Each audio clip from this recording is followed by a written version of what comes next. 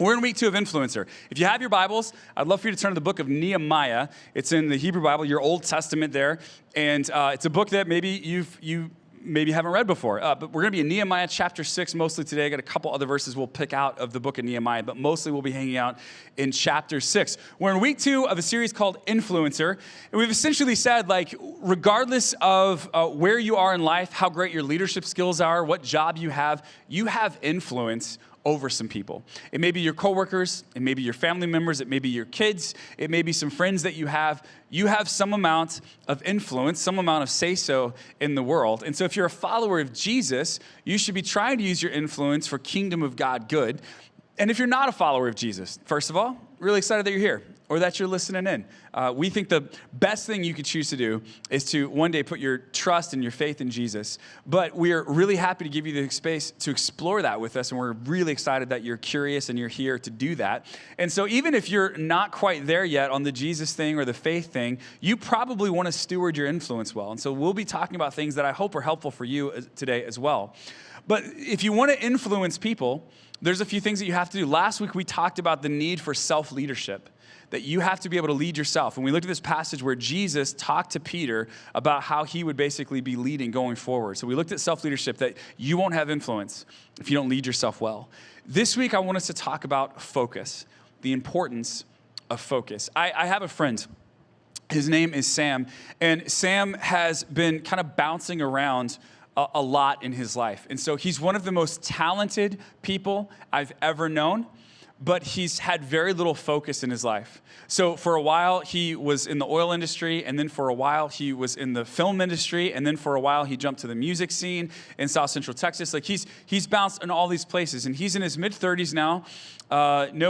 He's left behind him a trail of busted, broken relationships because he couldn't decide who he wanted to be with or what he wanted a relationship to look like. He's left behind him a trail, like his resume is very long, but he doesn't stay somewhere for more than 6 months to a year. And so he's in his mid-30s. He's having a bit of a midlife crisis at this point, even though he's maybe a little earlier than he should be on that, because he hasn't actually thrown all of his potential at one or two things.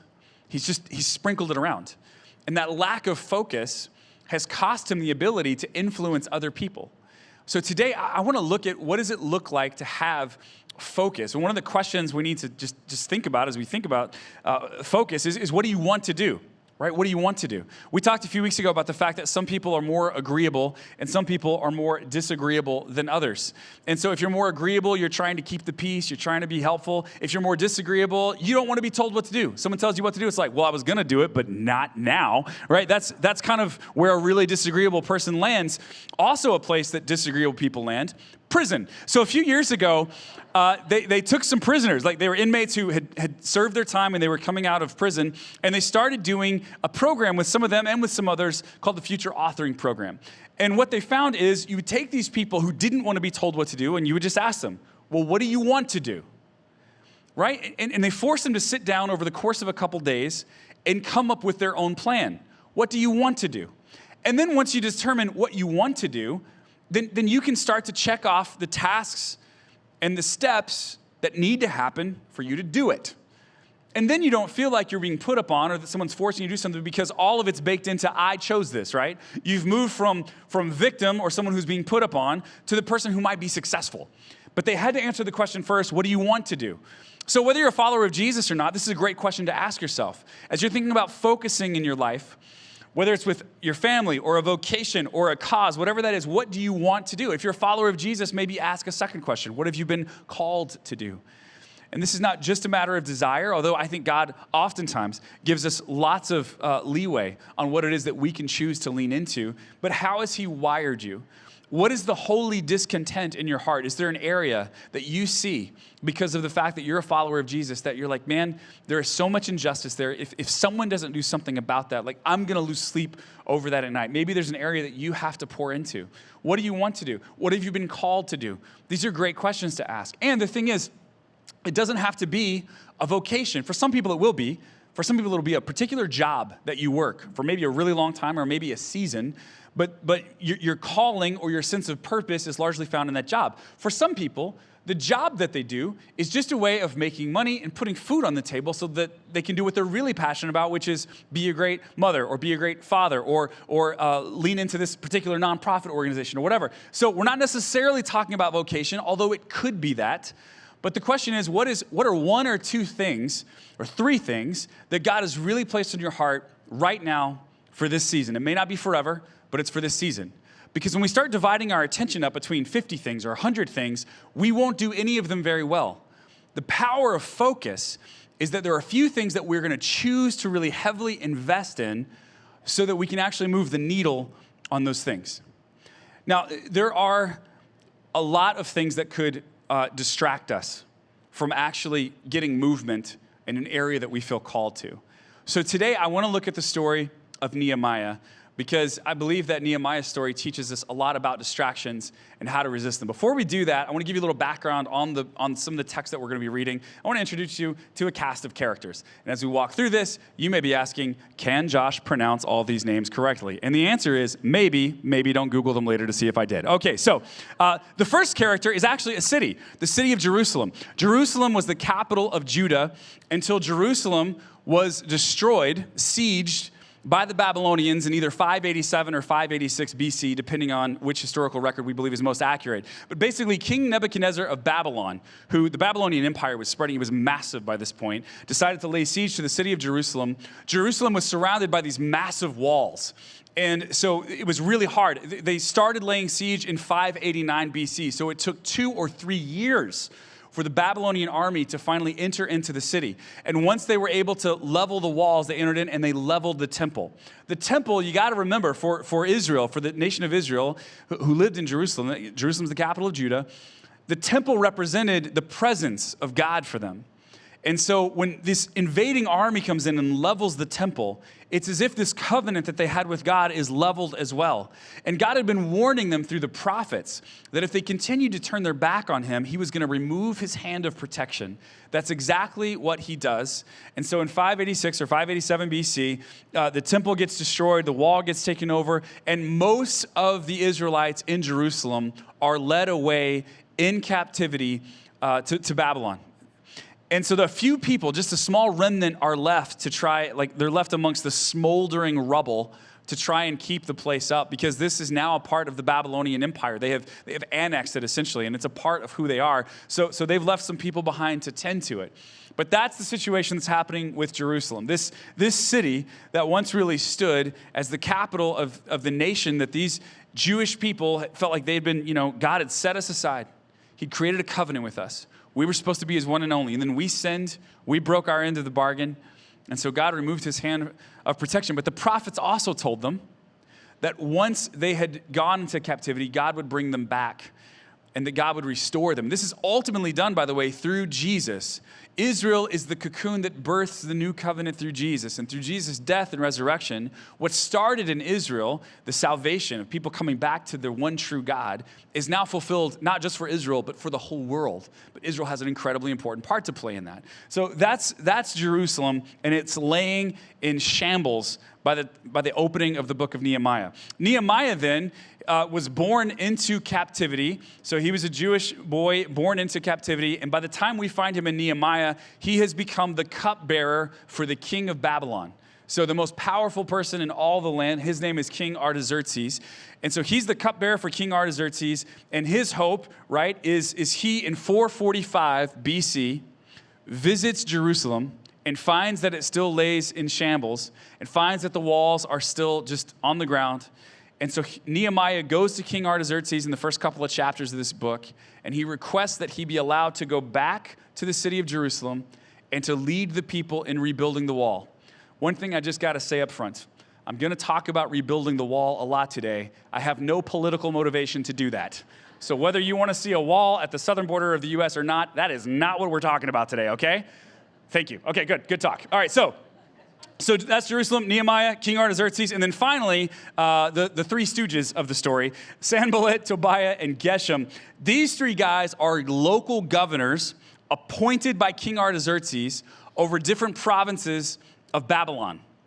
So these guys are incredibly jealous that Nehemiah has been appointed to go to Jerusalem to oversee the rebuilding. Scholars disagree on exactly their motivations for wanting to thwart Nehemiah, but it's some probably combination of feeling like they were overlooked, Sanballat especially, overlooked for this task that was very important, is possibly part of the motivation. Other possible part of the motivation is that they assume that Nehemiah, in rebuilding the walls around Jerusalem, will now have some kind of territorial power, and if he gets some power, that means they lose some power. Right? So there's all kinds of reasons that they have for not wanting this wall around Jerusalem to be rebuilt. Nehemiah, on the other hand, he sees rebuilding this wall. It's not just a wall, right? It's a symbol of God's covenant with his nation. It's something about like the integrity of this nation coming together and what it means for the world that God continued to hold them together and that he continues to bless them and continues to use them in his history of salvation for all of humanity. Like, this is a big deal to Nehemiah, and it ends up being a big deal to the people who he leads to rebuild the walls of Jerusalem so many years after they were toppled. So that's kind of the cast of characters, and that's an overview of the story. But as soon as these guys find out about this, they are very unhappy. So just a sampling of that. In Nehemiah 2, we read this.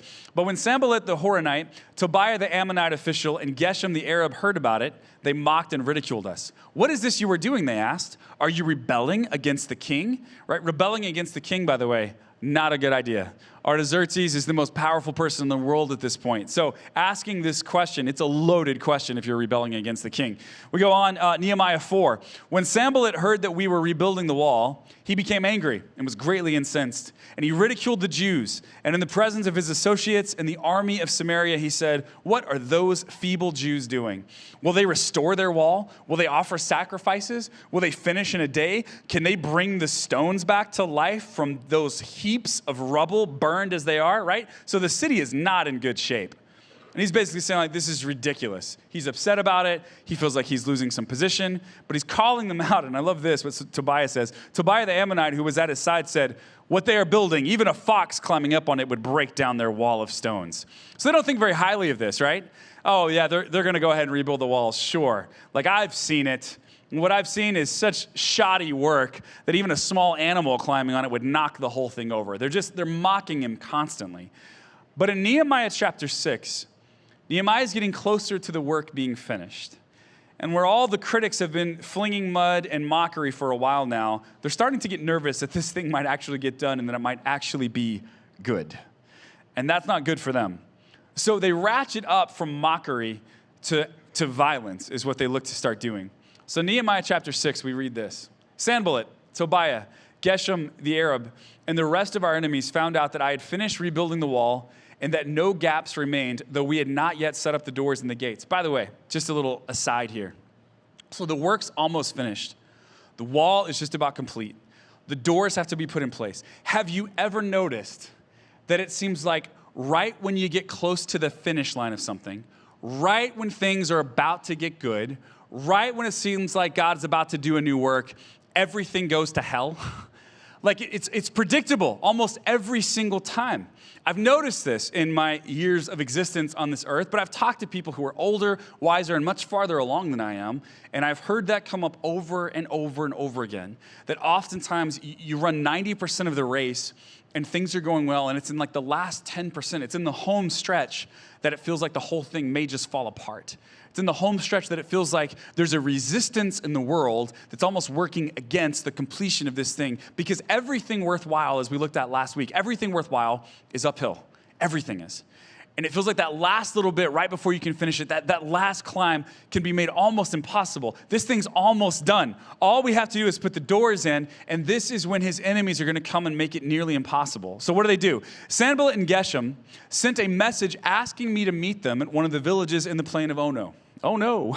So they send a message, hey, you should meet with us. Now, it doesn't say what they want to meet about. Maybe they're like, hey, we've been jerks. Sorry about that. Let's meet for some reconciliation. No, we don't know. He doesn't know. It doesn't appear that he knows what they want to meet about. And you would think that reconciliation might be a good thing. But he turns down their offer. But I realized they were plotting to harm me. Like, he's just intuiting this. So I replied by sending this message to them. I am doing a great work, and I cannot come down.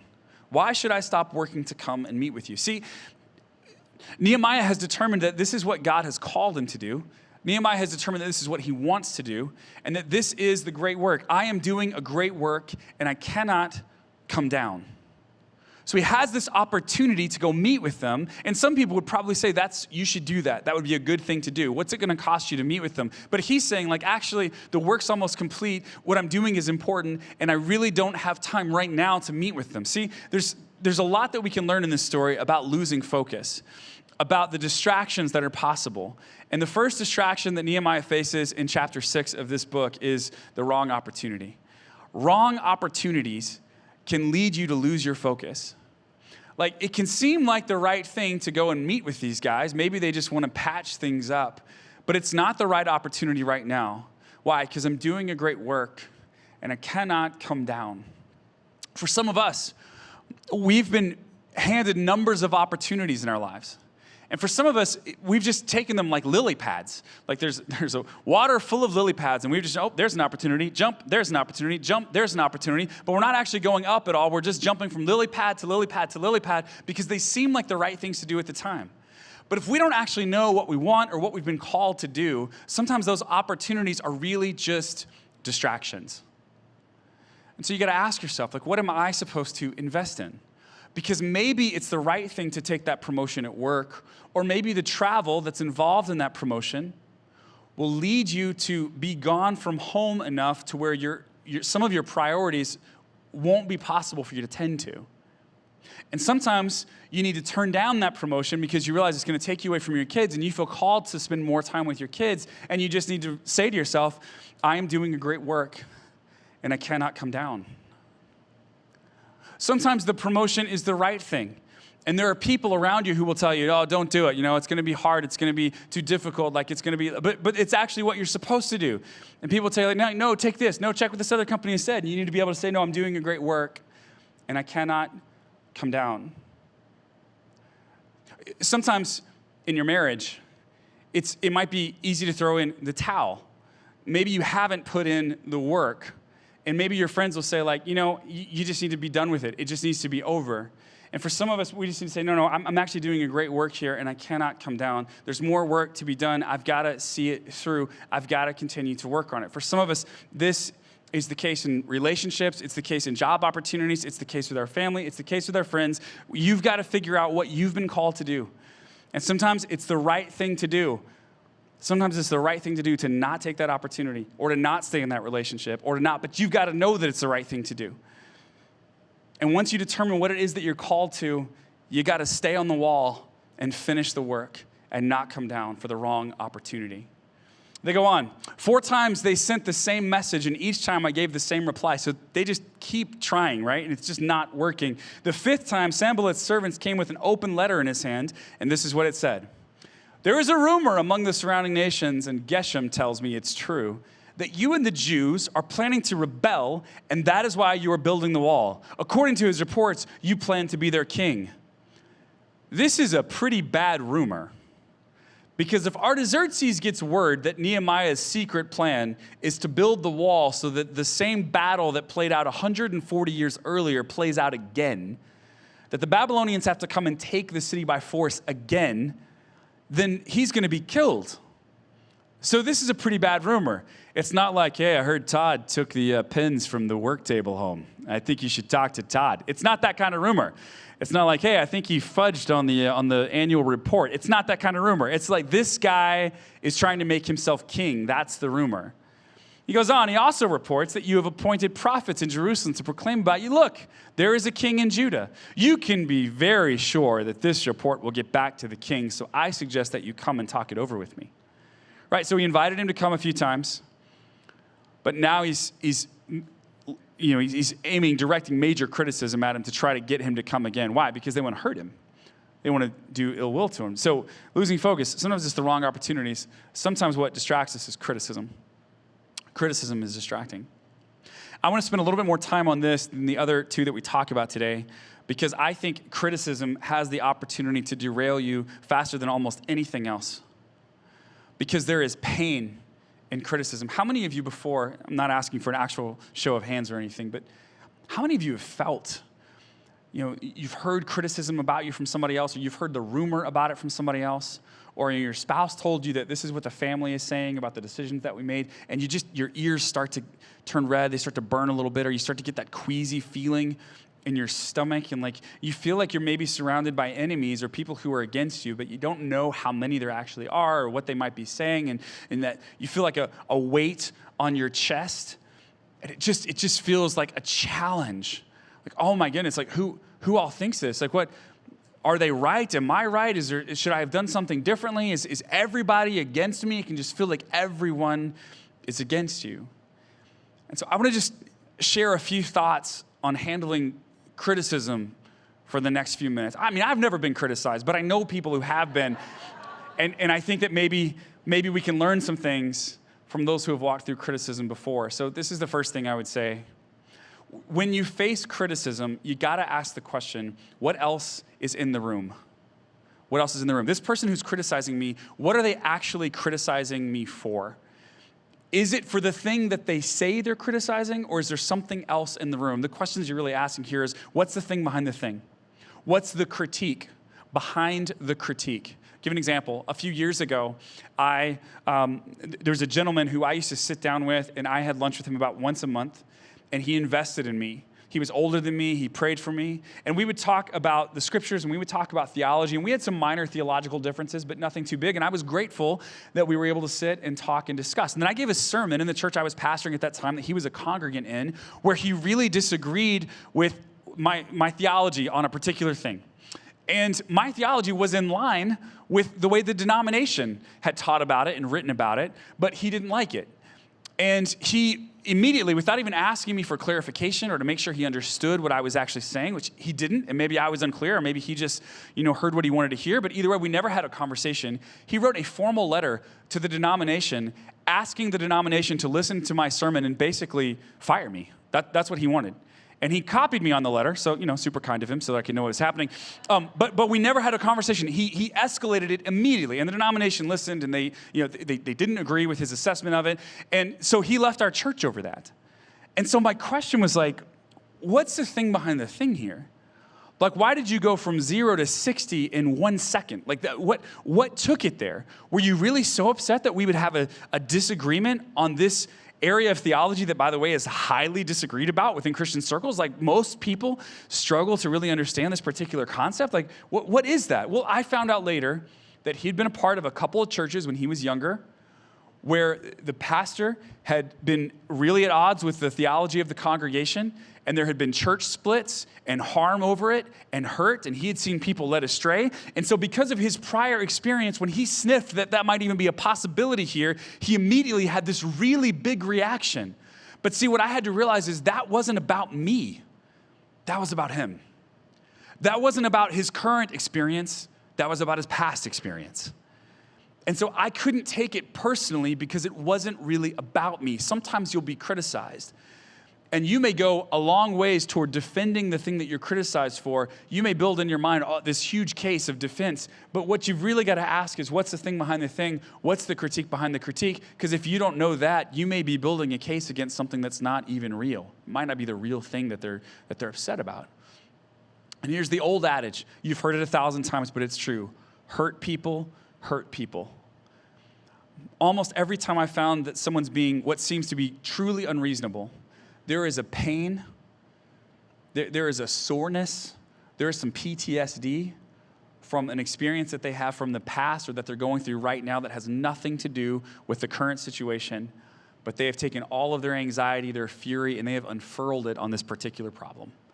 I find that often. So what's the thing behind the thing? What's the critique behind the critique? And the only way to get to that really is to ask questions. You got to be willing to ask questions when someone has a criticism, because you've got to determine what's true about the criticism. A lot of times you will find at least elements, sometimes a lot, of truth in what the person has to say. So what's true? What's about me? What's really about me? What's not about me? What's about them? But if you don't ask questions, and a great question to ask, by the way, is, help me understand. Help me understand why that's so upsetting to you. Help me understand if you can't make their case for them, you don't really understand it. Now, I will tell you, a little warning. If the person is having an emotional reaction and they're not having a logical reaction, if you ask, help me understand, they may get frustrated with you, because just you asking the questions has kind of shown a spotlight on the fact that they don't have a real logical background to the questions. So you got to be careful here. Don't ask arrogantly. Don't act like you know it all, and they just can't. There's a caution here that has to be taken. But you've got to ask questions, and you need to do it graciously and lovingly. And if you determine fairly quickly that they're having a really emotional reaction, try to explore that a little bit. What is the reason behind the emotion? Not in a critical, not in a judgmental way, but when you're facing criticism, that's the thing. Another thing around criticism, avoid vor. You have to avoid vor. Vague, ominous rumblings, okay? A lot of times, almost every time that I've seen someone criticize anybody, the sentence that they add to the criticism is something like, and I'm not the only one who's concerned. Almost always. A lot of people are talking. A lot of people are talking. Or, a lot of pushback. A lot of people upset about this. And they're like Eeyore, right? A lot of pushback. Everyone's concerned. You should probably just leave. That's like the direction that they're going with it. But here's the problem. Vague, ominous rumblings are unhelpful because they don't allow you to actually weigh the opinions of the people who are concerned. And here's the principle. You have to weigh opinions when you're thinking of criticism. You can't just count them. You have to weigh them, which means you need to know how many people are actually concerned, but you also need to know who they are. The identity matters. Why? Because in your organization, you may have 50 people upset about something, but if they're the people who are always upset about something, you weigh that one way. You're like, well, we knew that Steve was going to be upset. Steve's upset literally every day. Like, of course he is. So I'm not going to put a ton of weight on that because Steve is looking for a reason to be mad. If your name is Steve, I apologize. It's not personal. Okay, so that's one thing. But you may have just one or two of your top salespeople who are concerned. And even though it's just one or two people, you may say like, well, I weigh that opinion differently because they're all in on the mission. They are all in on the goal. They want to be a part of a solution. So if they're concerned, then that's an opinion I really ought to listen to. But if you don't know who is actually bringing the concern, you don't know how to weigh it. So someone comes to you and they say like, well, the company picnic was a disaster. Really? Yep. A lot of pushback. A lot of people are saying it wasn't good. Well, who was it?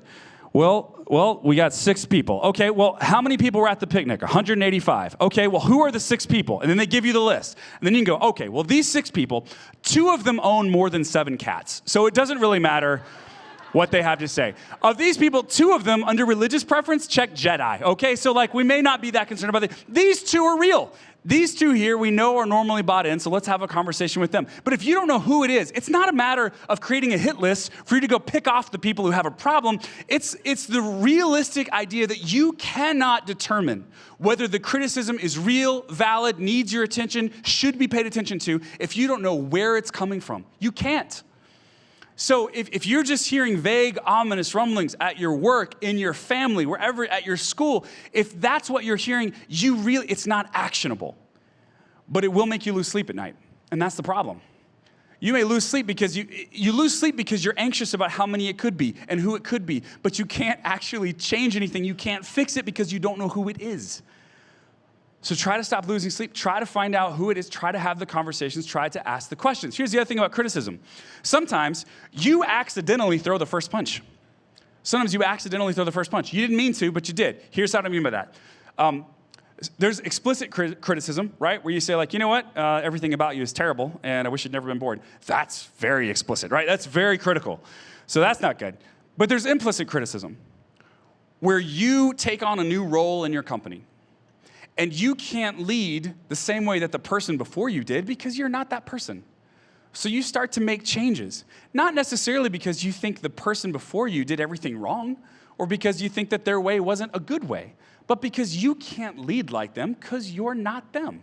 So you start to make some changes because that makes sense to you. That's the only way you can lead, is to lead like who you are. But sometimes when you make a change, there is baked into the fact that you made a change the idea that you are implicitly criticizing the person before you. Some people will see the change that you made and they'll go like, oh, well, they just think they know everything. You know, we had a good system here. We had a good thing here. And then they stepped into this role and they just like what happened is you threw the first punch by making the change and you didn't even know it. You weren't trying to criticize your predecessor. But to other people, it felt like a criticism. It felt like, no, you came in, you didn't even know how we did things before. You didn't understand it. And maybe you did understand it. But when you made a shift, because you had to, because you're not the previous person, some people felt like you were criticizing what had been before. And so they feel hurt even though you didn't mean to take a swing. And you just need to know that that's in the room so that when you're having conversations, you can understand why sometimes people have an emotional reaction. They can't help it. Emotional reaction is just a reaction, a natural reaction to input, right? And what they felt that you input was a criticism of what came before you.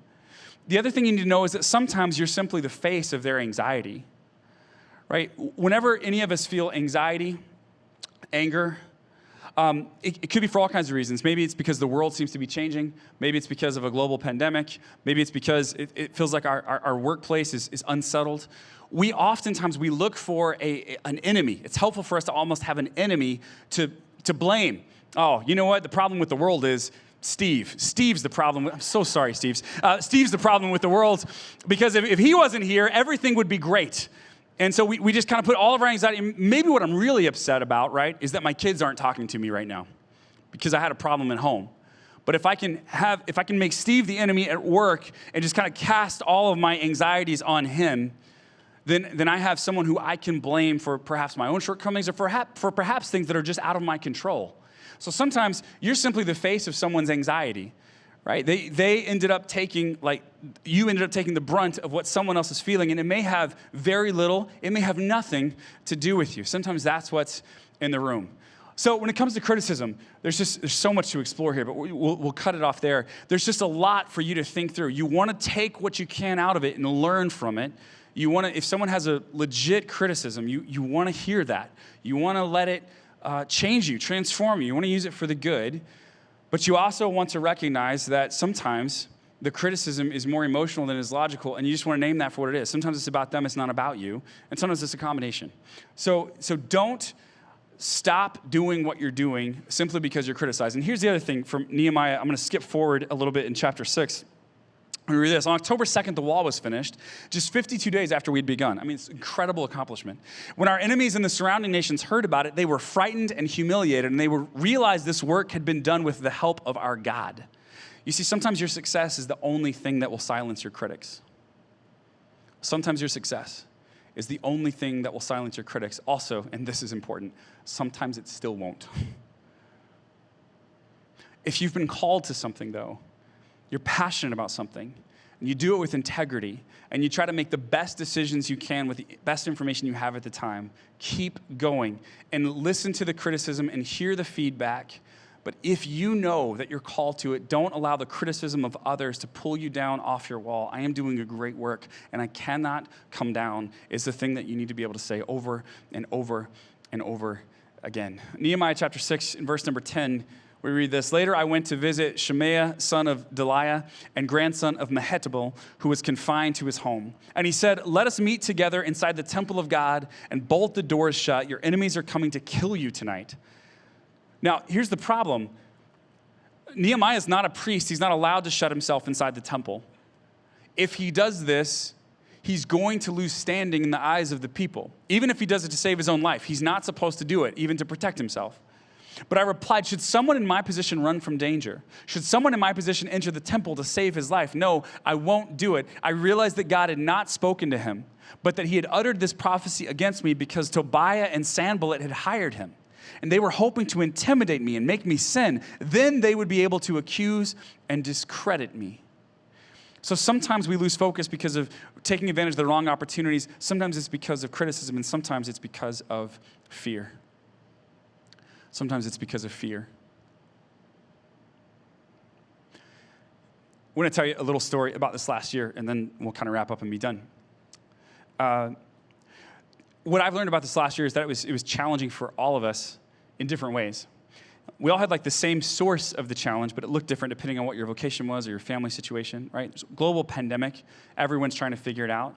And so I've talked to healthcare workers and police officers and local city, state government officials. I've talked to all kinds of people who just had all kinds of challenges this last year, and it just looked different. Small business owners, restaurant owners, depending on what business you were in, it looked very different. But we all had a lot of challenges. We had challenges here at Inland Hills Church as well. And so as the staff and I were working through how to move forward and how to solve some things, we had hoped in March and in April, early on in the pandemic, that this thing would be something we would all look at together as a nation, as a world, really, and say, like, okay, this is awful, but we're going to band together and we're going to solve it together. And we did for 3 weeks. And then it got highly politicized. And unfortunately then, even if your goal was to not delve into the politics, you don't want to do that. No matter what you do, you got kind of like charged with being political one way or the other. And that was tragic, I think is what that was. Because it made it really difficult to lead going forward with people having generous assumptions. It was really hard to do that. So we had to make decisions here, and I want to talk for just a moment about why we decided to do what we did. And I'm not going to talk about other churches and decisions they made because they know the reasons for that, and I don't know all their circumstances or their thought process. But I can only speak for us. But what we decided early on is like, okay, in the early days, March, April, May, June, there were a lot of questions about how COVID-19 was spread and about how serious it was and about what the morbidity risks were, all that kind of stuff. And so we decided to ask this question as kind of our driving question. What does love require? This is as a community based on Jesus, like followers of Jesus, like what does love require in this situation? And different people, reasonable people could have answered this question differently. But here's what this question led us to.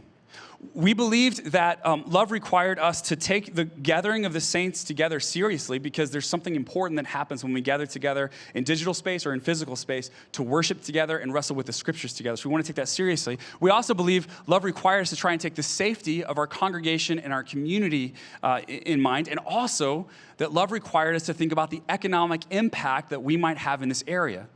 Look, we were talking to lots of small business owners and people who worked in businesses, and one of the challenges was as long as the rates kept increasing of people being infected, the city, the county was going to be shut down more and more.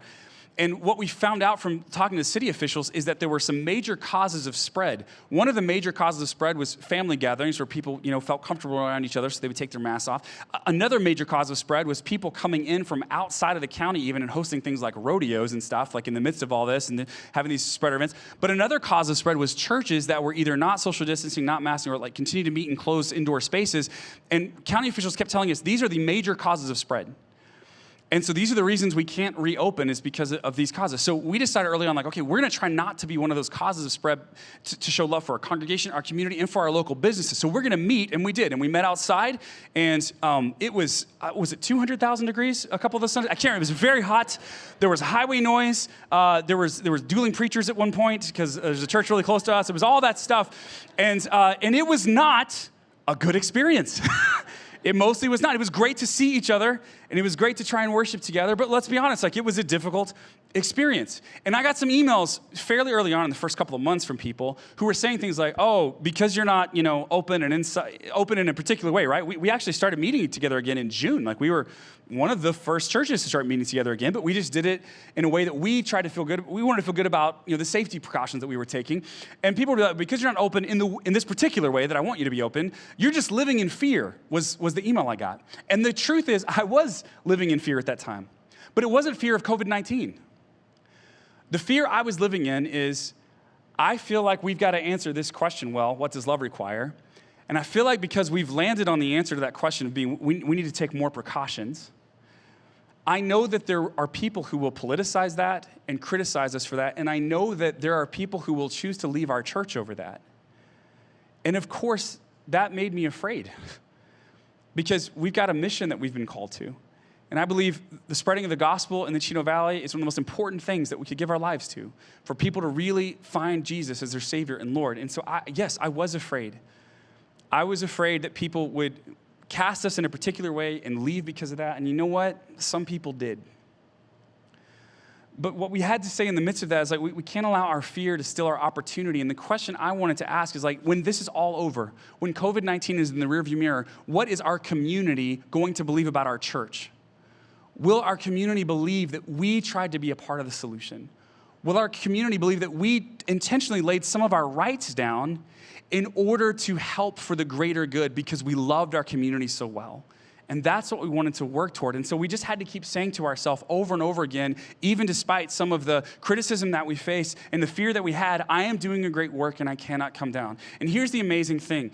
I just want to say a very hearty thank you to all of you who are listening, watching, who are here, because the reality is, like, I didn't do that alone. Our staff didn't do that alone. We had volunteers and we had you showing up and you were supportive of that. And it was a really difficult time, but you got on board and we together as a community asked the question, what does love require? And I think our community is stronger now for it. And that's good.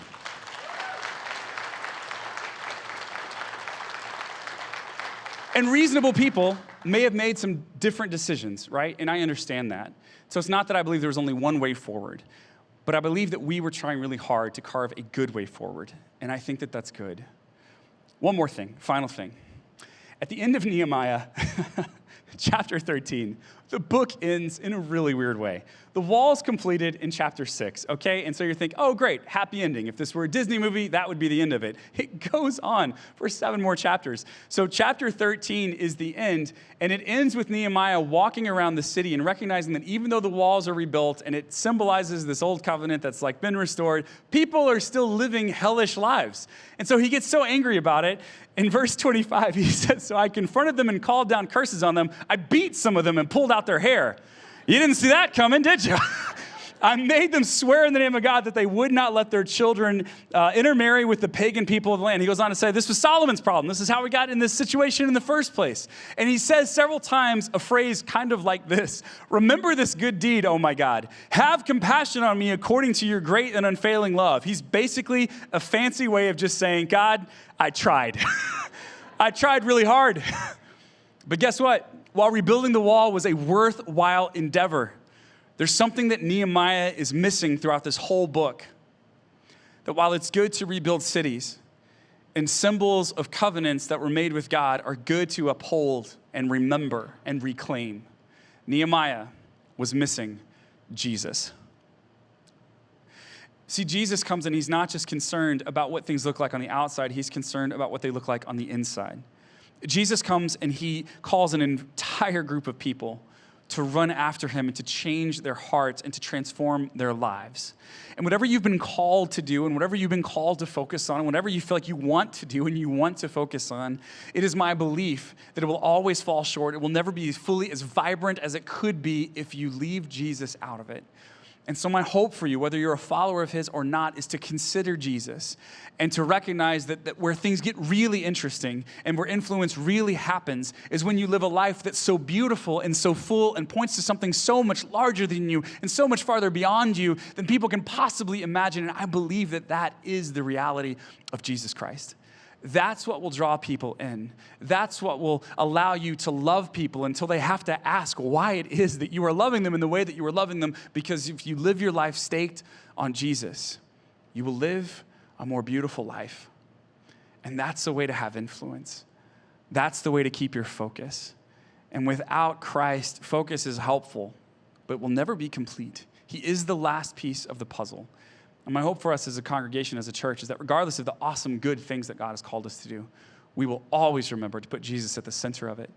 Because when that doesn't happen, hearts don't actually change. Good work might happen, but hearts don't actually change. He is the way that we are transformed. Let's pray. God, thank you for this time together today. Thank you for what you've called us to do. Thank you for what you've gifted us to do. Thank you for what you've placed in our heart that we want to do. And I pray, Lord, that you would give us the strength to maintain a focus, Lord, that goes far beyond what we might do on our own. And God, I just pray that in everything we're called to do, that we would reject the distractions, Lord, the opportunities that are the wrong opportunities, the criticisms that we face that are not really about us, Lord, the fears that we might have. Would you allow us to walk through all of that well, to keep our focus singularly on the things that you've called us to do? And God, in the midst of all of it, will you remind us to place Jesus at the very center so that, Lord, everything we do reeks of your kingdom, reeks of your love, your graciousness, that, Lord, that others might see that there's something different about us. It's in Jesus' name we ask these things. Amen.